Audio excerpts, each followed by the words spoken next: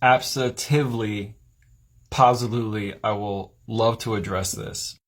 First, I'll just say that Christians, especially Christian pastors and teachers, but just Christians in general, tend to be really good at naming invisible, intangible, emotional enemies.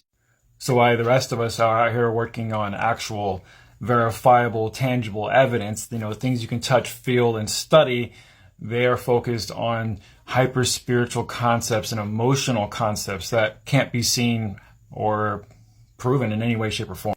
This brings us into demonic activity. For example, we see in, I think, Ephesians chapter 6, verse 12, Paul makes it very clear that we wrestle not against flesh and blood, but against spiritual wickedness in high places. Again, this hyper-spiritual dualistic mentality names a false enemy. It names a fake imaginary enemy that no one can see or touch. So we have to just trust that it's there and doing bad things. They like to pretend that they can cast out demons, and they've, excommunicated witches, and they've cast out evil from their midst because the power of God has given them the ability to do this. But everyone who's on the outside can kind of see that nothing actually happened, and they're just making this whole war up. Second, I want to say this is just such classic projection, actually.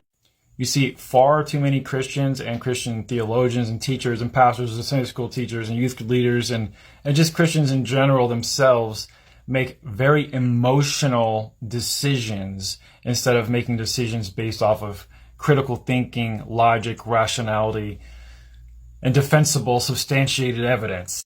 So since they're trapped making these hyper-emotional decisions and just making decisions based on these feelings and these imaginary spiritual enemies, they project that onto you.